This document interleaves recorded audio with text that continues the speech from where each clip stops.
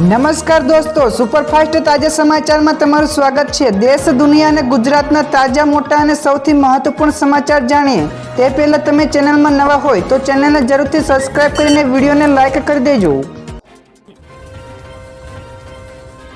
સૌથી પહેલા દોસ્તો આપણે વાત કરીએ તો અંબાલા પટેલે કહ્યું કે હવે ભયાનક ઠંડીનો રાઉન્ડ આવશે। તો હવામાન નિષ્ણાત અંબાલા પટેલે ફરી એકવાર આગાહી કરી છે અને તેઓએ આગાહી કરતા જણાવ્યું છે કે 29 ડિસેમ્બર એટલે કે આજથી જાન્યુઆરીના પ્રથમ સપ્તાહમાં ગુજરાતમાં આકરી ઠંડી પડશે।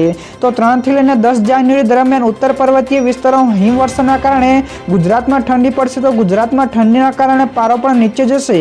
તો ઉત્તર ગુજરાત સહિત અનેક વિસ્તારોમાં 10 થી લઈને 8 ડિગ્રી તાપમાન જતા ઠંડી પણ પડશે।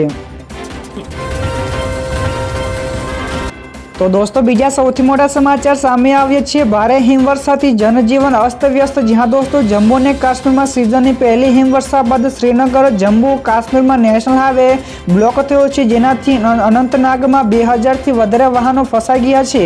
તો શ્રીનગર લેહ હાઈવે ઉપર અને મુઘલ રોડ ઉપર પણ બંધ થઈ ચૂક્યા છે। તો શ્રીનગર ઇન્ટરનેશનલ એરપોર્ટથી 5 ફ્લાઇટ પણ રદ કરી દેવામાં આવી છે।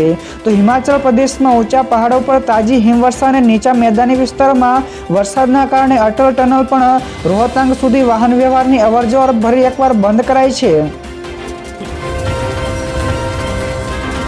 ત્યાર પછી દોસ્તો આગળ વધુ એક સૌથી મોટા સમાચાર મળ્યા છે। ગુજરાત માટે આગામી 12 કલાક ભારે તો રાજ્યમાં હવામાન વિભાગે ફરી એકવાર કમોસમી વરસાદની આગાહી કરી છે, જેમાં આજે બનાસકાંઠા, સાબરકાંઠા, નર્મદા, વડોદરા, છોટાઉદેપુર, ભરૂચ, સુરત, ડાંગ, નવસારી, વલસાડ, તાપી અને અમદાવાદમાં હળવાથી મધ્યમ વરસાદની આગાહી કરી છે। તો આ સિવાય ગાંધીનગર, પાટણ, મહેસાણામાં પણ કમોસમી વરસાદની આગાહી છે। તો આ ઉપરાંત પંચમહાલ, દાહોદ, મહીસાગરમાં પણ કમોસમી વરસાદની આગાહી છે। તો દોસ્તો બીજા સૌથી અગત્યના સમાચાર સામે આવ્યા છે। આગાહીની અસરના કારણે માર્કેટિંગ યાર્ડમાં ડુંગળીની આવક બંધ કરાય। તો રાજ્યના ઘણા બધા વિસ્તારોમાં હવામાન વિભાગ દ્વારા કમોસમી વરસાદની આગાહી છે, ત્યારે આ આગાહીના પગલે હાલ ધરતીપુત્રોમાં ભારે ચિંતા જોવા મળી રહી છે। ત્યારે વરસાદની આગાહીના પગલે મહુવા માર્કેટિંગ યાર્ડમાં ડુંગળીની આવક બંધ કરી દેવામાં આવી છે। તો રવિવારના રોજ સાંજથી એટલે કે આજે સાંજથી જ રાબેતા અનુસાર લેવામાં આવશે। તો યાર્ડમાં છેલ્લા 3 દિવસમાં 1,68,787 કટ્ટા લાવા ડુંગળીની વેચાણ છે।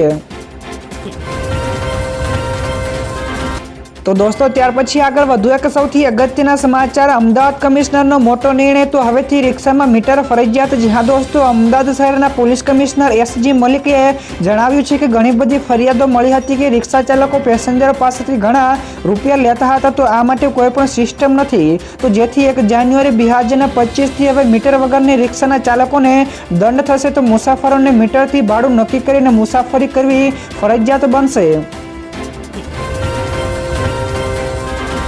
તો દોસ્તો ફટાફટ આગળના બીજા સમાચારની વાત કરવામાં તો હવે તમે સીધી મુખ્યમંત્રીને કરી શકશો ફરિયાદ। જ્યાં દોસ્તો સીએમઓની વેબસાઇટ ઉપર રાઇટ ટુ સીએમઓ માટે સ્પીચ ટુ ટેક્સ્ટ સુવિધાને સજ્જ કરવાની નવી પહેલ શરૂ કરાઈ છે।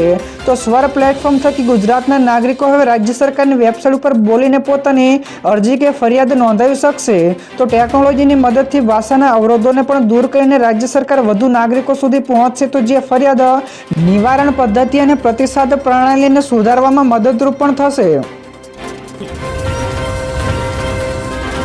તો દોસ્તો બીજા સૌથી મહત્વપૂર્ણ સમાચાર સામે આવ્યા છે। યુપીઆઈ સંબંધિત નિયમો 1 જાન્યુઆરીથી બદલાશે। જ્યાં દોસ્તો યુપીઆઈ સંબંધિત નિયમો 1 જાન્યુઆરી 2025 થી બદલાઈ જશે। તો આરબીઆઈ દ્વારા ઓનલાઈન ચૂકવણીની સુવિધા પૂરી પાડવા માટે યુપીઆઈ 123P સુવિધા ઊભી કરી છે। તો હવે આ સુવિધામાં ટ્રાન્ઝેક્શન લિમિટ 1 જાન્યુઆરીથી લાગુ થવા જઈ રહી છે। તો આ પછી યુઝર્સ રૂપિયા 10,000 સુધીના ઓનલાઈન પેમેન્ટ પણ કરી શકશે। તો પહેલા આ મર્યાદા 5,000 રૂપિયા સુધીની હતી, પરંતુ હવે આ મર્યાદા બમણી કરવામાં આવશે। તો દોસ્તો ત્યાર પછી આગળ વધુ એક સૌથી મહત્વપૂર્ણ સમાચાર મળ્યા છે। જૂનાગઢમાં ગિરનાર રોપવે કરાયો બંધ। જ્યાં દોસ્તો જૂનાગઢના ગિરનાર પર્વત ઉપર ભારે પવન ફૂંકાતા રોપવેની સેવા હાલ પૂરતી બંધ કરી દેવામાં આવી છે। તો 4 દિવસથી ભારે પવનના કારણે સંચાલન ઉપર તેની અસર પણ પડી રહી છે। તો યાત્રિકોની સલામતીને ધ્યાનમાં રાખીને આ નિર્ણય લેવામાં આવ્યો છે। તો પવનની ગતિ સ્થિર થતાં જ રોપવેની સેવા ફરી એકવાર શરૂ કરવામાં આવશે। જો કે હાલમાં 60 કિલોમીટરથી વધારે પવન ફૂંકાઈ રહ્યો છે। ત્યારબાદ દોસ્તો આ સિવાયના બીજા સમાચારની ઝડપથી વાત કરવામાં આવે તો ભાજપ સંગઠનમાં મોટા ફેરફારો વચ્ચે મોટી ખબર, જ્યાં દોસ્તો પ્રદેશ કાર્યાલય કમલમ ખાતે ગઈકાલે મહત્વપૂર્ણ બેઠક યોજાઈ હતી। તો આ બેઠકમાં ઘણા બધા મહત્વના મુદ્દાઓ પર ચર્ચાઓ પણ કરવામાં આવી હતી, જેમાં 45 વર્ષની વયમર્યાદામાં ગૂંચવાયેલા મામલા અંગે પણ ચર્ચાઓ થઈ હતી। તો વયમર્યાદાને લઈને થયેલા વિવાદ ઉપર પ્રદેશ સંગઠન મહામંત્રી રત્નાકરે પણ સૂચના આપી છે કે 45 વર્ષની ઉંમરે કે પ્રાથમિક બાબત હતી તેને સેન્ટ્રિક મુદ્દો ન બનાવો, તો સક્રિય સભ્ય બાબતે પણ વ્યવહારુ રહેવા માટેની પણ સૂચનો આપી હતી। તો દોસ્તો બીજા સૌથી મોટા સમાચાર સામે આવ્યા છે। રામેશ્વરમાં દેશનો પ્રથમ વર્ટિકલ લિફ્ટ સી બ્રિજ થયો તૈયાર, જ્યાં દોસ્તો રામેશ્વરમાં નવા પંબના વર્ટિકલ લિફ્ટ રેલવે બ્રિજના ડ્રોન વિઝ્યુઅલ દ્રશ્યો સામે આવ્યા છે। તો આ નવો બ્રિજ જૂના પંબન બ્રિજની સમાંતર બનાવવામાં આવ્યો છે, તો જે 2.07 કિલોમીટર એટલે કે અંદાજે 1.29 માઇલની લંબાઈમાં ફેલાયેલો છે। તો તેમાં 72 મીટર એટલે કે 236 ફૂટ વર્ટિકલ લિફ્ટિંગ સેક્શનનો પણ સમાવેશ થાય છે। તો આ ભારતનો પ્રથમ વર્ટિકલ લિફ્ટ સી બ્રિજ છે। તો દોસ્તો ત્યાર પછી આગળ વધુ એક સૌથી મોટા સમાચાર મળ્યા છે। યાન પાર્કર સોલર પ્રોબે ઇતિહાસ રચ્યો, જ્યાં દોસ્તો નાસાના અવકાશયાનના પાર્કર સોલર પ્રોબે સૂર્યની સૌથી નજીક પહોંચીને ઇતિહાસ રચ્યો છે। તો માનવ સર્જિત પાર્કરે 1800 ડિગ્રી સેલ્સિયસ જેટલા તાપમાનનો પણ સામનો કર્યો છે, અને જ્યારે તે સૂર્યથી સૌથી વધારે નજીક પસાર થયું ત્યારે તેની સ્પીડ 6,92,000 એટલે કે 17 કિલોમીટર પ્રતિ કલાકની હતી। તો નાસાનું આ અવકાશયાન 24 ડિસેમ્બરે સૂર્યની સપાટીથી 61 લાખ કિલોમીટરના અંતરથી પસાર થયું હતું। તો સૂર્યની આટલી નજીકથી કોઈ પણ માનવ સર્જિત પદાર્થ ક્યારે પણ પસાર થયો નથી। તો દોસ્તો બીજા સૌથી અગત્યના સમાચાર સામે આવ્યા છે। ફર્નિચરની આડમાં લઈ જવાતો દારૂનો જથ્થો જપ્ત કરાયો, જ્યાં દોસ્તો 31 આવતા જ શહેરના વિવિધ પોલીસ મથકોમાં દારૂ પકડાવવાની કામગીરી તેજ બની છે।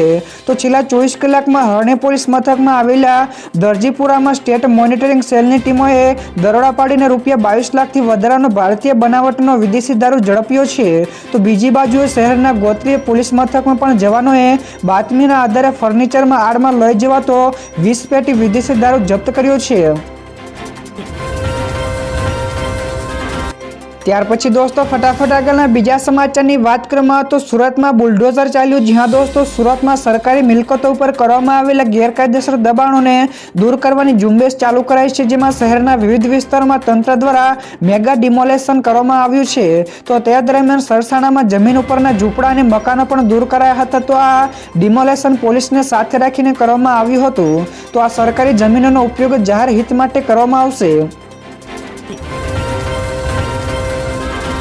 તો દોસ્તો બીજા સૌથી મહત્વપૂર્ણ સમાચાર સામે આવ્યા છે। બાર કાઉન્સિલ ઓફ ગુજરાત આયોજિત શપથ ગ્રહણ સમારોહનો કાર્યક્રમ પણ રદ કરાયો, જ્યાં દોસ્તો આગામી 30 ડિસેમ્બરે બાર કાઉન્સિલ ઓફ ગુજરાત દ્વારા અમદાવાદમાં વિજ્ઞાન ભવન સાયન્સ સિટી ખાતે BCGની રાજ્ય યાદીમાં નવા નોંધાયેલા વકીલો માટે શપથ ગ્રહણ સમારોહનું આયોજન કરવામાં આવ્યું હતું, જે કાર્યક્રમ હવે રદ કરવામાં આવ્યો છે। તો દેશના પૂર્વ વડાપ્રધાન મનમોહન સિંહનું નિધન થયું છે, જેના પગલે દેશમાં એક સપ્તાહનો પણ શોક જાહેર કરવામાં આવ્યો છે, જેના પગલે આ કાર્યક્રમને પણ રદ કરી દેવામાં આવ્યો છે।